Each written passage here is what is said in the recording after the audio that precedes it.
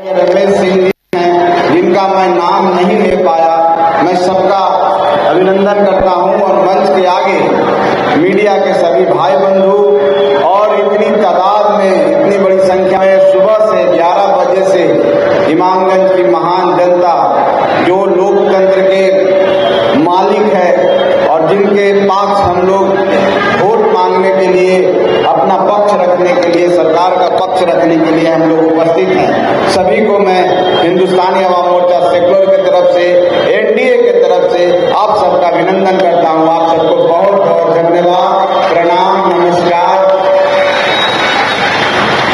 सभी साथियों को मैं कहना चाहता हूं कि इमामगंज, जैसा कि आप सबको पता है, हमारे आदरणीय संरक्षक श्री जीतन राम मांझी जी ने चुनाव लड़ा था यहाँ से। इमामगंज वो धरती है जो हम लोग को खींच के लाई है। जब 15 में वो माननीय मुख्यमंत्री के पद से हटे थे तो मखदूमपुर विधानसभा क्षेत्र के विधायक हुआ करते थे और उनकी प्रबल इच्छा थी वो मखदूमपुर विधानसभा क्षेत्र से ही चुनाव लड़े। लेकिन यहाँ के मालिक, जो यहाँ के कर्णधार हैं, यहाँ के जो वोटर हैं, उन्होंने एक तरह से जीतन राम मांझी जी को जबरदस्ती यहाँ लाया कि आप चलिए इमामगंज में, इमामगंज आपको पुकार रहा है, इमामगंज में आपकी सेवा की जरूरत है।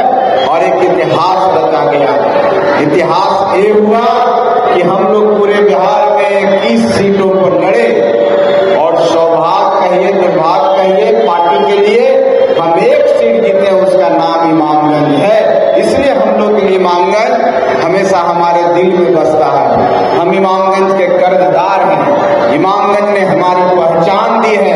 आज हम पार्टी को पूरे देश में लोग जानता है, हम पार्टी को पूरे बिहार में लोग जानता है। हम पार्टी का झंडा बुलंद हो रहा है और गरीबों की आवाज आगे बढ़ रही है। उसका श्रेय, उसका देश इमामगंज को जाता है। इसलिए हम इमामगंज को कोटि कोटि प्रणाम करते हैं। मेरा एक एक रोया रोया इमामगंज का कर्जदार है साथी। इसलिए इमामगंज को हम लोग छोड़ के कहीं जाने वाले नहीं हैं। यहाँ से माननीय विधायिका श्रीमती दीपा कुमारी जी को मौका मिला, श्री जीतन राम मांझी जी के सीट पर चुनाव हुए। आपके आशीर्वाद से वो भारत सरकार के मंत्री बने और आप सबने भरपूर प्यार दिया, भरपूर आशीर्वाद दिया, भरपूर सहयोग करके वहां यहाँ से उनको विधायक बनाने का काम किया। और हम सब मिल करके मेहनत किए। कम समय मिला, 9-10 महीने का समय मिला और हम सब मिल करके 10 महीने रात दिन काम करने का काम किया। और मुझे गर्व नहीं है, मुझे खुशी है कि जनता ने जो मुझे आशीर्वाद दिया, हम लोग कुछ उसका कर पाए। अभी हम पूरा नहीं कर पाए, नहीं हम कहेंगे कि हमने सारे काम कर दिए, लेकिन हमने कोशिश की और कुछ ऐसे काम हुए हैं इमामगंज में जो बहुत पुराने काम थे, चिर परिचित मान थे और हम वो काम करके आपके बीच में लाने का काम किया। और वो काम जैसे कि इमामगंज सलैया का काम है, डिग्री कॉलेज यहाँ बनने का काम है, 2 पुल बनने का काम है, ऐसे बहुत सारे रोड है, पुल है, पुलिया है, यहाँ काम हुए हैं। और हम लोग आशा करते हैं कि आपका आशीर्वाद मिलेगा। आने वाला 11 तारीख को चुनाव होने जा रहा है और चुनाव में आपको चुनाव करना है, अपने सेवक का चुनाव करना है, अपने विधायक का चुनाव करना है, अपने प्रतिनिधि का चुनाव करना है। और आपके समक्ष में फिर से दीपा मांझी आज नामांकन करके आपके बीच में आ रही है और आपसे आशीर्वाद प्राप्त करेगी। हम इमामगंज के तमाम जनता से कहना चाहते हैं, एक बार फिर से दीपा मांझी को विधायक बनाने का काम करें, सेवा करने का काम करें। मैं आपसे कहना चाहता हूं कि एक एक काम इमामगंज का 5 साल में हम करने का आपको वादा करके जाते हैं। कोई काम नहीं छूटेगा इमामगंज में, क्योंकि इमामगंज में हमारा प्राण बसता है। इमामगंज को हम लोग कहीं छोड़ के नहीं जाने वाले हैं और कुछ भी होगा इमामगंज में ही रहेंगे और इमामगंज के लोगों का काम करेंगे, क्योंकि एक अलग जुड़ाव हो गया है। जब हम लोग शुरू आ रहे थे तो लग रहा था गया से 100 किलोमीटर, 125 किलोमीटर चल के आना होता है, लेकिन जब हम गया से चलते हैं तो अब पता ही नहीं चलता है कब इमामगंज पहुंच गए, क्योंकि प्यार बढ़ा तो दूरियां अपने आप सिमट गई, दूरियां अपने आप कम हो गई। तो ये इमामगंज का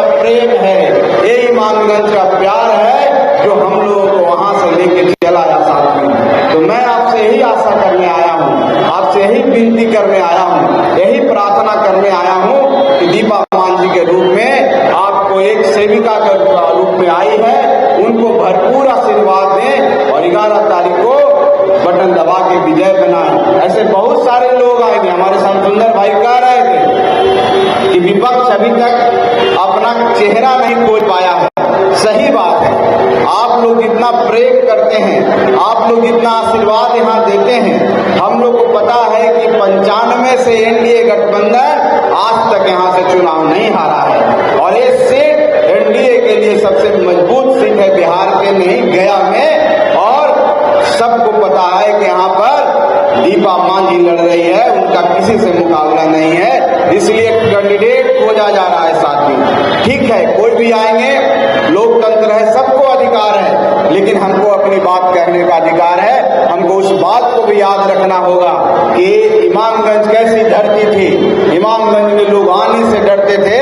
जब जीतन राम मांझी जी यहाँ से जीत गए तो यहाँ शांति हो गया और यहाँ आज रात के 10 बजे 11 बजे लोग भी घूमते हैं, कहीं पर कुछ नहीं होता है। मैं तो हमेशा चकरबंधा को जाता हूँ, ऊपर पहाड़ पर तो देखता हूँ ये चकरबंधा जहाँ पर लोग कैसे लोग जाने से डरते थे, वहां पर आज मेला लगा हुआ है, वहां बाजार लगता है, वहां हाट लगता है और वहां पर भी लोग शाम में और रात में चले जाते हैं, किसी भी क्षेत्र में चले जाते हैं। ये इमामगंज जो शांति हुआ है माननीय नीतीश कुमार जी की देन है और जो विकास हुआ है एनडीए सरकार की देन है। माननीय प्रधानमंत्री हमारे यशस्वी प्रधानमंत्री हैं, क्योंकि बिहार में अगर इतना काम हो रहा है, बिहार में आप देख रहे होंगे कि एक प्रगति यात्रा माननीय मुख्यमंत्री जी का निकला, उसमें पूरे बिहार में 50,000 करोड़ से ज्यादा की राशि का काम हुआ। उसके बाद आप ग्रामीण कार्य विभाग है, एक विभाग का कम से कम 20,000 करोड़ों का काम हुआ। ऐसे आप देखेंगे तो कम से कम 1 लाख करोड़ का काम हुआ। तो ये देन सिर्फ प्रधानमंत्री जी का है, क्योंकि बिहार को उन्होंने सौगात दी, बिहार को उन्होंने अपना समर्थन दिया, सहायता किया कि बिहार विकास में पीछे नहीं रहेगा। आप जितनी राशि खर्च करो, केंद्र सरकार आपको देने के लिए तैयार है। तो यही डबल इंजन की सरकार है साथियों।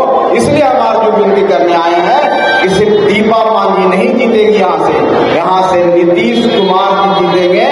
और नीतीश कुमार जी, उनकी पार्टी ने, आपने समता काल में समता पार्टी हुआ करता तो वहां से उनको जिता के भेजा और नीतीश कुमार जी के भी दिल में इमामगंज बसता है।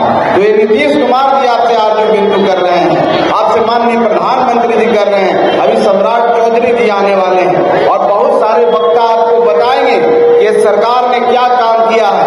आपको सबको पता है कि आपका 125 यूनिट बिजली फ्री हो गया। करीब 1,67,00,000 परिवार को जीरो बिजली आ रहा है, उनको बिजली बिल नहीं लग रहा है। एक कम उपलब्धि है क्या? हमारी दिव्यांग भाई, हमारी विधवा बहनें, हमारे वृद्ध माता पिता जिनका पेंशन 400 रुपया हुआ करता था, वो 1100 हो गया, 700 रुपया बढ़ गया। तो हम कहते हैं हर क्षेत्र में काम हुआ है, चाहे वो पढ़ने वाला हमारा भाई हो, चाहे किसान भाई हो, कोई भी हो, हर क्षेत्र में इस सरकार ने काम करने का काम किया है और सबको लाभ देने का काम किया है। और रोजगार के क्षेत्र में भी हम लोग सोचे हैं। हमारा बिहार इस बार का जो एक योजना आई है, जिसको महिला हमारी जितनी बैठी हुई हमारी बहनें, उनको पता होगा कि उनके खाते में 10-10 हजार रुपया जा रहा है और आज भी जाने वाला है। जिनको नहीं मिला आज भी जाएगा और भी जाएगा। हर परिवार के एक बहन को, एक माता को, एक बेटी को 10-10 हजार रुपया अभी जा रहा है। और मुख्यमंत्री जो मुख्यमंत्री महिला रोजगार योजना जो है, जिसमें हम 2,10,000 रुपया देने का काम करेंगे।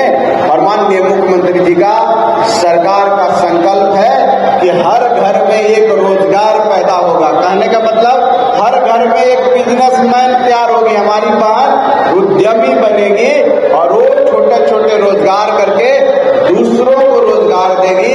आने वाला 5 साल में हर घर खिलेगा, हर घर में जो लोग रहते हैं उनका चेहरा खिलेगा और हर घर में रोजगार होगा। किसी को बाहर जाने की जरूरत नहीं है। जो रोजगार कह रहे हैं कि हमारी सरकार आएगी तो रोजगार देंगे, अरे आपकी सरकार आएगी तब ना देंगे। और आप कहां से रोजगार देंगे? एक हमारे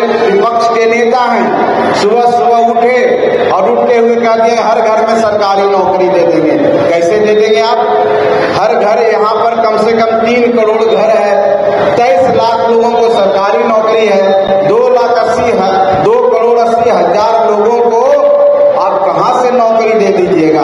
अगर सबकी नौकरी दे दीजिएगा तो जोड़िएगा तो पर महीने कितना देना होता है उनको पता ही नहीं है बिहार का बजट कितना है। इसलिए किसी के बहकावे में नहीं आना है। तरह तरह के लोग बोलते हैं। अभी हमारे गार्जियन बोल रहे थे कि इमामगंज सलैया रोड में काम शुरू करा दीजिए। अब वो रोड का शिलान्यास हो गया है, उसमें काम शुरू होना है और लोग कहता है विपक्ष के लोग कि ऐसे झूठ बोल रहा है। आप सोचिए, हम शिलान्यास कर दिए हैं माननीय मुख्यमंत्री जी ने, क्या ये गलत बात है? छठ के बाद सब में काम लग जाएगा तो लोग तो बोलना बंद कर देगा।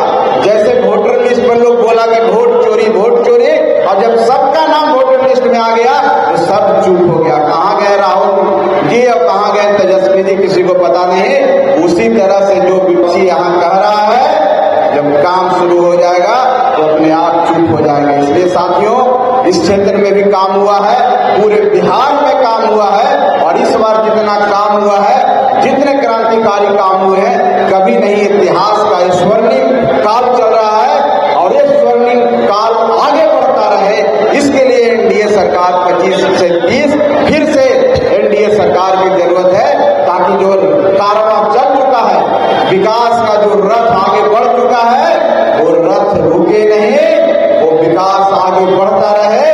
क्योंकि किसी दूसरे में क्षमता नहीं है कि जो आज काम हो चुका है, बिहार में जितना बजट हो चुका है, 3,16,000 करोड़ का बजट है, और आने वाले अगला बजट 4 लाख करोड़ का होने वाला है। किसी दूसरे की बूते की बात नहीं है कि इतना बड़ा बजट का व्यवस्था कर सके। ये सिर्फ एनडीए की सरकार कर सकती है, सिर्फ यशस्वी प्रधानमंत्री जी कर सकते हैं, आदरणीय नीतीश कुमार जी कर सकते हैं। इसलिए किसी के बहकावे में नहीं आना है।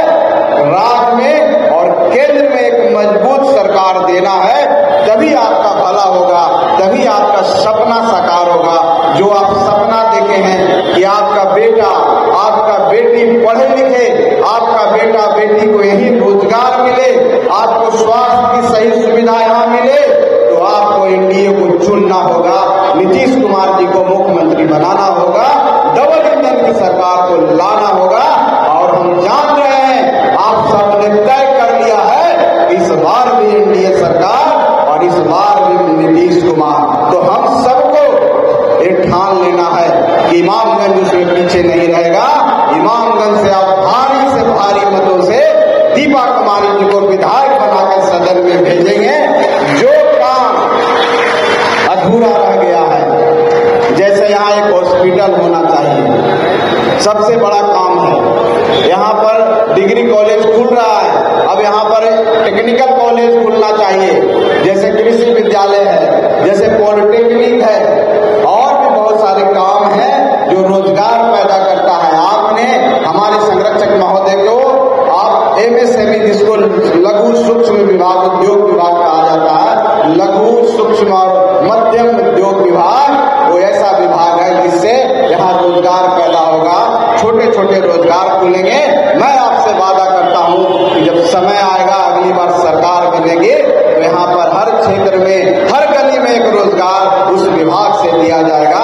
इसलिए हम आप सबको कहते हैं कि दीपा मांझी को पुनः आशीर्वाद दीजिए, और आपके आशीर्वाद से जब विधायक बन के जाएंगे तो लोग कहेंगे कि इमामगंज में कि जनता ने अपना सेवक चुन के भेजा है और इमामगंज पिछड़ा नहीं है। इमामगंज के लोग कहते हैं कि झारखंड के बगल में रहने वाला है, ये सब तो झारखंडी है। इमामगंज इस राज्य का हिस्सा है। इमामगंज भी विकास चाहता है, इमामगंज भी शांति चाहता है, इमामगंज भी रोजगार चाहता है, इमामगंज में भी स्वास्थ्य सुविधाएं बढ़े, वो चाहता है। इसलिए इमामगंज पुनः इस बार दीपा मांझी को चुनेगा, ऐसा हम सोचते हैं। और यही हमारे को विनती करने आए हैं अपने तमाम भाइयों से, अपने सभी गरीब गुरबा भाइयों से, अपने यहाँ के प्रबुद्ध जनों से, यहाँ के महान जनता से एक बार फिर से मौका दीजिए। आपको सेवा करेंगे और कोई शिकायत का मौका नहीं देंगे। इन्हीं शब्दों के साथ बहुत बहुत धन्यवाद,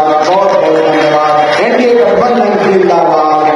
और फिर हम लोग कहेंगे एक बार फिर एनडीए सरकार और नीतीश कुमार। बहुत बहुत धन्यवाद। बहुत बहुत धन्यवाद।